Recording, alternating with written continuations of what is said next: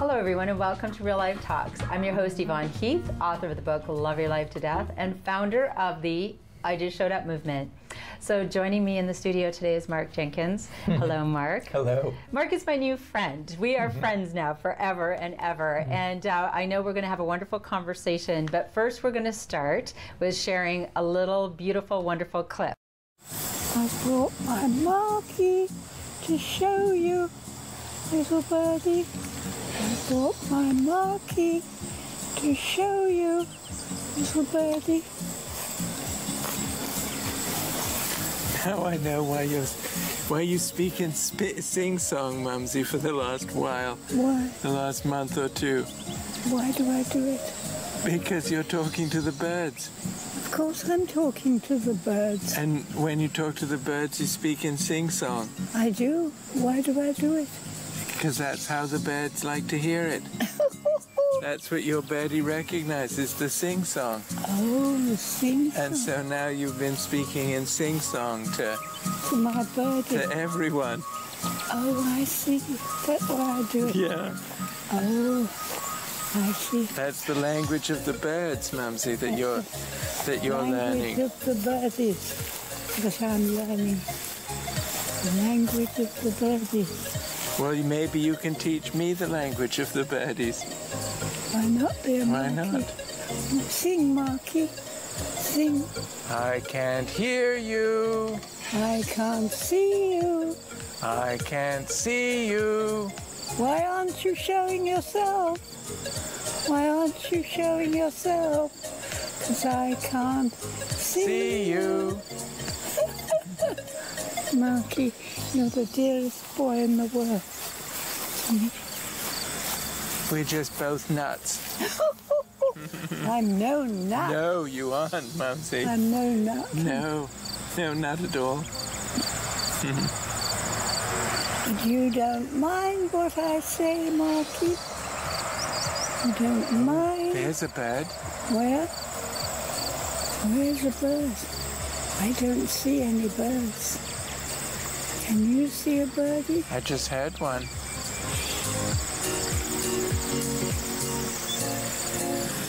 So Mark, I love that clip, and that was your mom, Mumsy. Right, Mumsy, yeah. Mumsy. So I'm just going to go back, and we met just a very short while ago. We both spoke at the North Simcoe Muskoka Hospice Palliative Care Conference, right? Yes, That's a mouthful, isn't it? You were the opening keynote speaker, and I was the closing. And I will never, ever allow you to speak before me, because as I was sitting there, I thought, oh dear, my tears will not stop flowing. I'm going to look like a hot disaster later, because your story is heartwarming, heart-wrenching, heartwarming, then heart-wrenching, and back and forth. And I so applaud you for sharing it, for everything you've been through with Mumsy, and thank you for being here today. Thank you. Yes. Yeah. So I want to go back to before we share this story, and tell me about your career. I'm looking at all of the things you've done. Founding face-to-face communications, you were coaching world-class athletes on storytelling, and tell us about your career. It's so fascinating. Well, I was at the University of Toronto, and I would tell people about what I did, and it was kind of reductionist research, and I was a glorified lab technician. Okay, good, because I didn't even know what that meant. Yeah, okay. That's right. And but I was doing research, and whenever I would describe it to people, their eyes would glaze over in about 9 seconds. Yes. And I wanted to do something where people's eyes didn't glaze over, and I was really engaged in. So I started to help a lot of the professors, first at Oxford and then at U of T, in how to tell graduate students how to tell their stories, defend their thesis, because they were getting ripped apart by the professors, how to verbal self-defense. And then I started to help the professors get more grants and more funding by being able to communicate better, tell the story of their work. So then I left the university, started face-to-face communications. And I started to work with world-class athletes, you know, Olympic athletes and mountain bike racers and extreme athletes, and then a lot of mountain climbers in a row, because they're in demand, very goal-oriented, and right. You know. So working with them to help them share their stories? Or? Yeah, they were people of deeds, and I wasn't a person of deeds. I was more of a person of words. So, and I always tell them it's not how dramatic your experience has been, but it's how well you understand the experience. Okay, yes. And that's been really a touchstone. I never thought I'd be talking about my mother. Yes.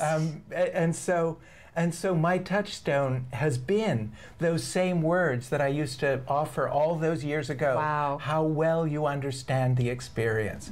So that's what I've really been seeking to do when I got derailed. Yes, and when you were doing all of this and teaching people how to share their compelling stories, who would have known what it was preparing you for? Well, you know, I always used to say I worked with social activists and others, and then I worked with CEOs, and then we created a Team Everest experiential learning program used by organizations kind of around the world, teach team building and leadership. And I'd never thought that I would be telling my mom's story and sharing it with others. I thought this would be the last thing I'd be doing. Yes, yeah. Yeah. So your career was going along, and things were coming together in a new business. And tell us what happened to change the direction of your life. Well, my mom was living at my brother's house, and she was not able to cope there. The place was a mess. She was falling more often, and then she started to not get out of bed and just stay in bed. And it looked like her end wasn't too far away. She just wasn't able to shop or cook. She was eating porridge for 3 meals a day. And so I brought her up to my place, which was in the country, just for a week. And then it was heart-wrenching to drive her back after a week, because she'd kind of come back to life. Right. And then so over that year, it was back and forth, longer and longer stays. And then I realized that if I took her back once more, I would never be able to bring her back again. And so that was the point that she stayed at my place.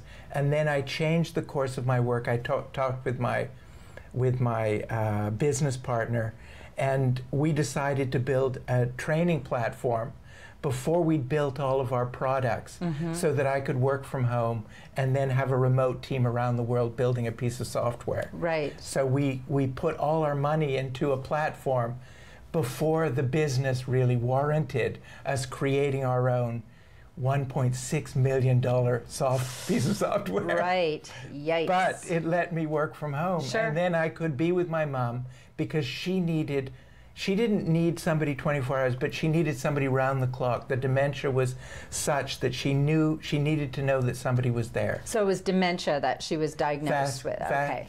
Vascular dementia. She wasn't. Vascular dementia. I knew what she had, because when you're with somebody, you just you know. Right. And you don't even need a diagnosis. But certainly my family needed the diagnosis. Of course, yeah. Yes. Okay. So she ended up staying with you, and you were working from home, basically, and you thought that you were going to be taking care of her to the end of her life, which looked like it wasn't going to be a very long journey. At the beginning, it looked like it would be a month or 2 months, but every time she came back, really, there's the ability to bring each other back to life, you know, and so Mom was coming back to life. And then every time, you know, when she was living full-time, we went on outings every day. Outings became our pattern. I learned how much I took her to the zoo at 6 a.m. in the morning once to hear the lions roar, and where we had hot coffee. Yes. So hot coffee became the thing that we needed to have. Yes. But we would go on all these adventures. We called them big adventures, and then little adventures, which were our daily adventures. So I believed that she would only initially live for a week.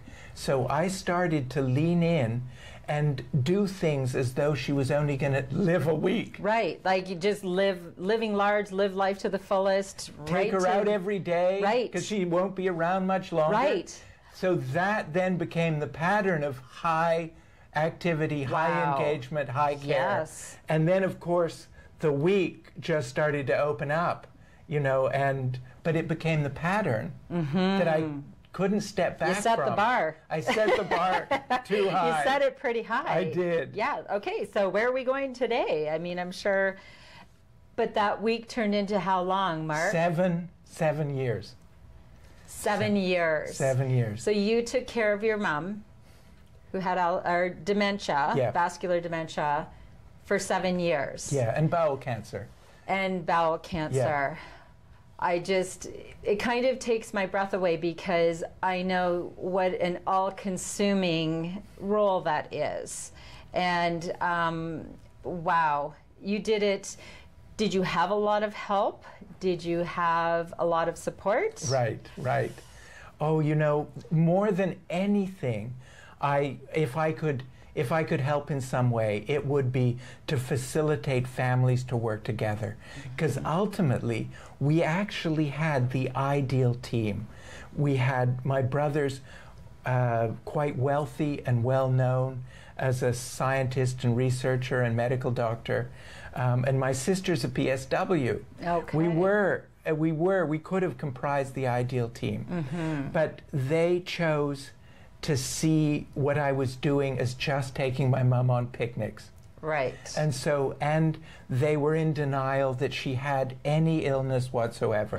And so they maintained until the last year of her life that she was providing more services to the household than I was to her. And that was not right, because Mom was not left any money by my dad. So there were no finances, there was no money. And so I was taking care of her, and I was doing the high care, what I call, my family called high care, and they said, we're not interested in this high care. The hands-on, yes. Right, and whatever I was doing was considered high care. But ironically, the high care means that Mom was able to really connect, and she didn't show even until the last stage, when she was in the last stage of dementia, and the geriatric specialist said, this is your last visit, you won't be back.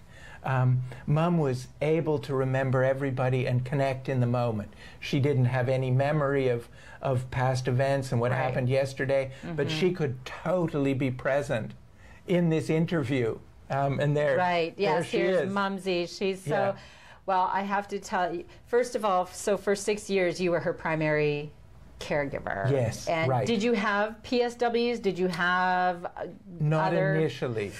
So not initially, and I have to say, it was,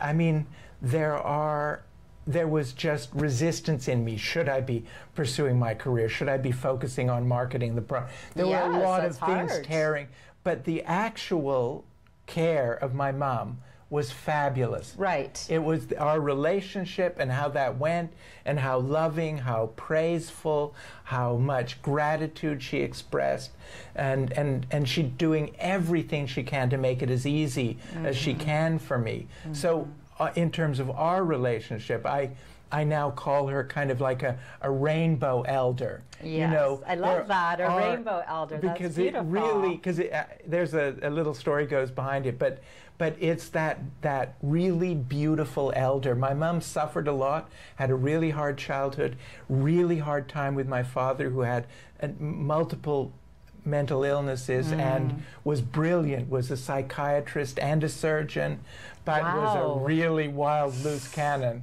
Well, and you know, you heard the story. Well, you started the story with when we heard you speak, and honestly, I could feel my heart pounding. So you started your story with with you know, bullets coming through the floor. And Mom and my sister and I barricaded in the room with all the furniture against the wall, and seeing the bullets burst through the floor with all the splinters come up, and then they make these perfect little holes in the ceiling.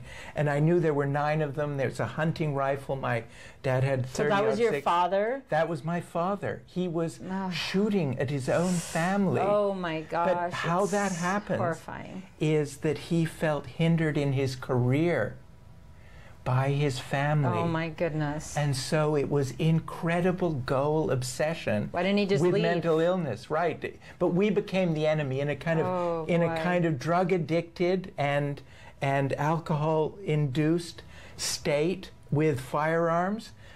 The family became the enemy because he was so driven. Mom was she was trying to protect us with her body from the bullets, and so she was all about relationship, and he was all about getting to the summit, succeeding, becoming really driving for that ambition. So they were polar opposites.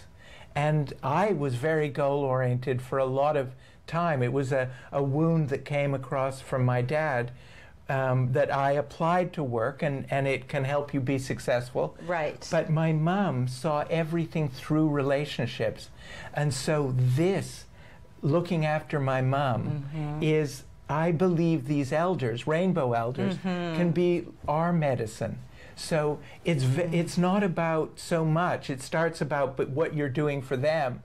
But over time, you start to realize that they're the medicine you need. Wow. And I needed to be apprenticed in relationships. And my mom was the absolute master. Yes. And so I apprenticed in love and in relationships. So that was the gift from her. Wow. I mean, this is all just incredible. And you captured so many beautiful moments, and I am forever changed with that, because my poor family look out, because they're going to get videoed, Mark, and I'm going to blame you and say, well, it's Mark. You like the one video, that the little clip we showed that was so beautiful, but you showed so many different clips and these magical times that you spent together. And obviously from everything that she went through and you went through as a family, you felt, I need to take care of my mom, and you truly made an incredible difference at the end of her life, but she also impacted your life. I know. Now, that's why I really believe with the right elder, if they would do anything for you, then you'll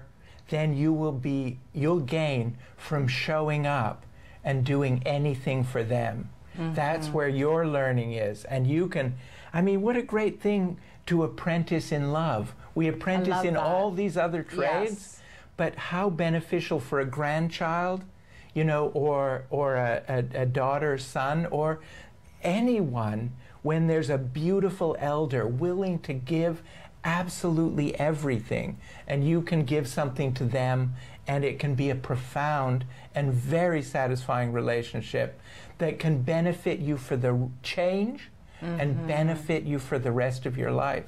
Yes. Well, I think that there are a lot of elders that also, maybe they don't feel full of love and everything, but I think we can draw that out of them, because maybe they've been abandoned. And, you know, if your mother, after her life and that being the things you went through, if she was a bitter person, who would have blamed her? No, really. My goodness, who would have blamed her? And how wonderful it would have been to surround her with love and draw that out of her. And the person she was, I mean, she was just, I love her. I know. Betty, yes, right? Yes, right. Betty, I love her. She was just, her cute little ooh, ooh, ooh, ooh, laugh, and Marky, you were the light of her life. Right. And what a gift for you. But you also talk about, I love the word, I love apprentice and love, but I also love accompaniment. Right. Tell me about accompaniment. Right. Well, years ago when I was traveling through Nepal and Tibet, I came across a lama whose name sounded like no crap. Not a lama like an animal, a lama. A high lama, okay. Rinpoche, a Tibetan, you know, with the big yellow hats. And, yeah, and he was a refugee from Tibet, and he ran a school for orphans in Nepal. Beautiful man. And he asked me, he was just always on the edge of laughter, even despite all the terrible suffering he'd been through in his life, he was always on the edge of humor, and he asked me to accompany him to Lhasa, the capital of Tibet, for the last time, because that's where he was gained his training in Lhasa and wanted to return. So that idea of accompanying somebody, going with, and I never did. I said no. Yes. But I wrote about it afterwards, and I realized later that he didn't really need me to take him there. He did, it helped him, but it was about, he knew that I needed his help. And so that accompaniment is that idea, is that initially you think you're helping them. Sure. And then you find out you're gaining immeasurably.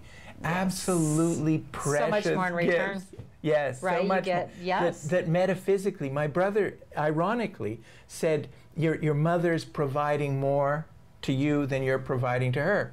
He meant in a material sense. Right. But he was right in a metaphysical sense. Right, yes. But it's how wonderful you see all the positive and how the love, and you're grateful for the journey. It could not have been an easy journey. That is a long time, Mark, my goodness. Yes, yes. Yeah, so what were the greatest challenges for you? The greatest challenges were family related. Right. And my sister, who we had a separate journey, but very difficult journey together over my mother's care. After my mom passed away, did a complete 180 and is now the most outspoken advocate. In fact, she's the one who linked me up at the conference and promoted me. Yes, and that's how I spoke there. And I love that. And she was there. And she was there. And you shared that you were often alone in this care, and she, you know, she didn't say, "Oh, Mark, please don't share that part of the journey."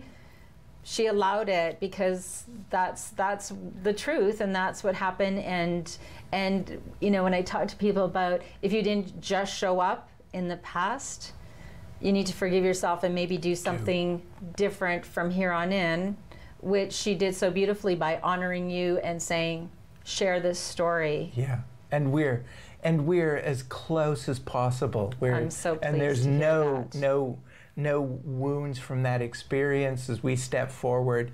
You know, it isn't, I'm still working out. We're still not, you know, complete in that journey with the family, but we're moving there. Good for you. The other difficulty was afterwards, was about 3 or 4 months or 6 months afterwards, after Mom passed away.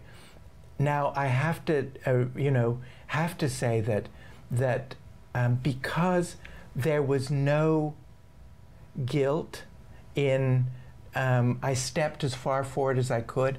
The grief was quite pure and definitely deep sadness, but always had the other side of joy in it. Right. Because when you really show up, that grief is different than it is when it's tinged with regret. That's right. Oh my goodness, you showed up, I mean, above and beyond what most people would ever do, but you're seeing it as what an incredible gift, and you're looking back saying, I was able to do the hard stuff, but you get so much wonderful stuff from it also. What do we need to do, Mark, as a society, though, so that people aren't in isolation? Because these journeys of Alzheimer's or chronic disease or dementia are long journeys, and not everyone can put their job on hold. Right. Well, and because, you know, often the experience of a caregiver, or what I say, accompanist, you know, or accompaniment, is that when they step forward, you know, and hopefully you step forward when you listen to the whispers of their need before it becomes shout, before there's a fall, before there's hospital. Listen to the whispers early. And then when you lean in, and your heart opens slowly. So I had that wonderful chance to lean in slowly, heart kept opening. So there was never any real obvious sacrifice. It was just leaning in, never letting my mom feel that she was a burden. That was the vital part. Right. But as I leaned further in, the family silently stepped back. You know, you can almost hear the shuffling of everyone going, Mark's got it though, right? Yeah, and he's committed, and so they can make up a story as though why it should be me and not them, right? And then the story abounds. So as I stepped further and further in, and I couldn't step back because I knew it would cost Mom, and we were walking a tightrope with dementia. I had to keep her away from the strokes and keep her present. If I stepped back, there would kind of be a kind of irreversible descent, and I wanted to give her that quality all the way through. So I honestly never took a night off. Wow, so it's like I was there for every period that she was awake. So and I kept, and then I had 2 hours, and I'd go do self-care and go into nature, and I would, you know, I'd have a fire or whatever. I'd go into a river, I'd swim, I'd immerse myself in nature to get through. Nature was my mom, a boon for my mom and for myself. Absolutely. But how society and we can support each other, communities can support each other, is that I was financially destitute at the end. I put absolutely everything into changing my business so that I could work from home. And then when Mom required full-time care, instead of marketing the product that we'd finished, I leaned in further, and then I was full-time caregiver. Yeah. And I put the business aside. And so those sacrifices come with a real cost to the unpaid caregiver. I was, of course, completely unpaid for the 7 years. And so it took all my resources, and then 6 months after, I really am.